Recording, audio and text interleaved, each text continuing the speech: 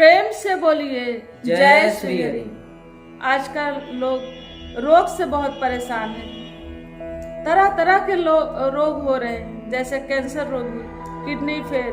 छोटे छोटे उम्र में हम देख रहे हैं कि आजकल किडनी फेलियर वाले पेशेंट बहुत हैं, कैंसर जैसी बीमारियां बहुत हैं। तो याद रहे, बीमारियां कैसी भी हो, लेकिन विल पावर को स्ट्रांग रखें और प्रभु को याद करें कि कौन सा मेरा ऐसा कर्म बन गया था जो आज मुझे यह बीमारियां मिली है।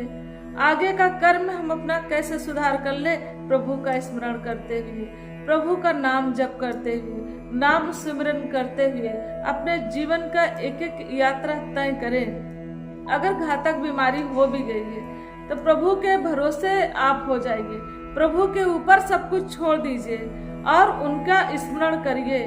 अगर जाने अनजाने में कोई गलती हो गई है, उसके लिए माफी प्रभु से मांगते रहिए। देखिए, कोई लाइलाज बीमारियां भी आपकी ठीक हो जाएगी। कई ऐसे लोगों को हमने देखा है जो डॉक्टर ने मना कर दिया वे ठीक नहीं हो सकती हैं, वह भी ठीक होते हमने देखा है। कई ऐसे लोगों की आवाज चली गई थी, डॉक्टर ने यह एडवाइस किया कि आज के बाद इनकी आवाज नहीं आएगी, और उनको भी हमने जय श्री हरि के नारे लगाते हुए सुने हैं। तो आप ये मान के चले, प्रभु से बड़ा कुछ नहीं है, प्रभु से बड़ा डॉक्टर नहीं हो सकता है।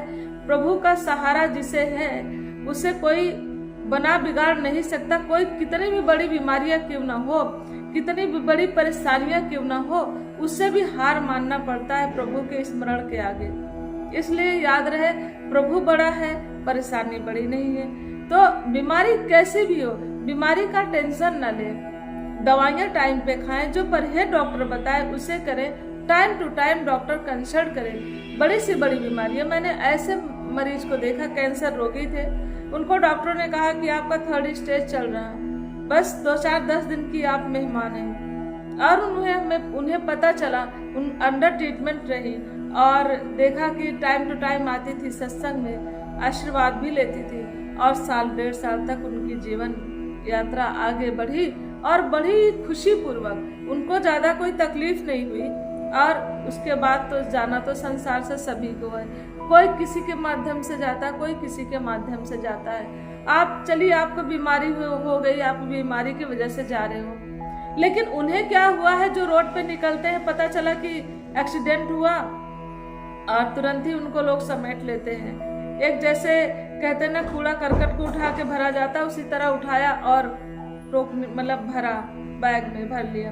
तो कहने का भाव यह है कि व्यक्ति जो है, कुछ भी हो, कैसा भी हो, लेकिन एक होता है ना कि जब प्रभु को जिस बहाने उठाना होता है वह उठा लेते हैं। हर समय प्रभु की नियति को मान के अपने आप में खुश रहें। देखिए, बड़ी से बड़ी परेशानी आ जाए, घातक से घातक बीमारी हो जाए, उससे भी आप छुटकारा पा जाएंगे। बीमारी होते हुए भी आप सुख का एहसास करते हुए जीवन जिएंगे। जो आपको बता रहे हैं कि कैंसर रोगी थी, वो आती थी, उनको देख के मुझे कभी लगता ही नहीं था कि इनको कैंसर है। पास में बैठी रहती थी, 1-2 घंटा हरी चर्चा चलती थी और सुनती थी और बड़ी हंसती बोलती थी, कहती थी कि मेरे प्राण का अंत भी हो जाए तो मुझे गम नहीं है। तो ऐसे ऐसे भाव वाले लोग हैं। तो भक्ति में बहुत बड़ी शक्ति है, और विल पावर अपना स्ट्रांग रखें, पॉजिटिव थिंकिंग रखें। देखिए, बड़ी से बड़ी समस्या हो, वह चाहे धन रूप में हो, चाहे बीमारी के रूप में हो, चाहे कोई ऐसी भी परेशानी हो, उससे भी आप छुटकारा पा जाएंगे।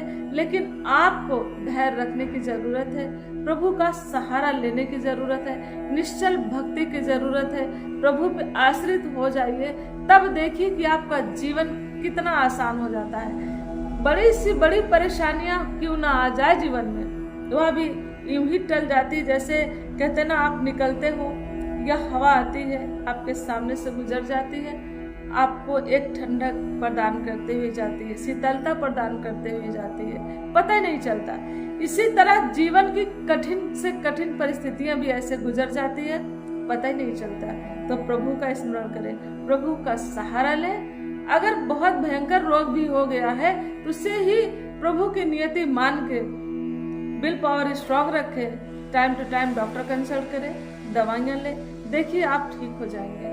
ठीक होने लायक होंगे तो ठीक हो जाएंगे, नहीं तो प्रभु के स्मरण में तो इतनी बड़ी शक्ति है जिसके दुनिया के डॉक्टर मना कर दें कि हम बंदा खड़ा नहीं हो सकता, वह भी कहते हैं ना कि गूंगा गा सकता है, पिंगला पर्वत चढ़ सकता है, और जो एक रोगी वेंटिलेटर पे है वह भी बढ़िया चल खा सकता है और एक अपनी दिनचर्या में फिर से वापस आ सकता है। तो प्रभु पे भरोसा रखें, उन पे आश्रित हो जाएंगे तो आप घातक से घातक बीमारियां हों उससे भी छुटकारा पाएंगे और उसमें भी सुख का एहसास कर पाएंगे और भयंकर से भयंकर परिस्थितियों में भी अपने आप को मैनेज रख पाएंगे, खुश रह पाएंगे। तो इन्हीं शब्दों के साथ हम क्षमा चाहते हैं। प्रेम से बोलिए जय श्री हरि।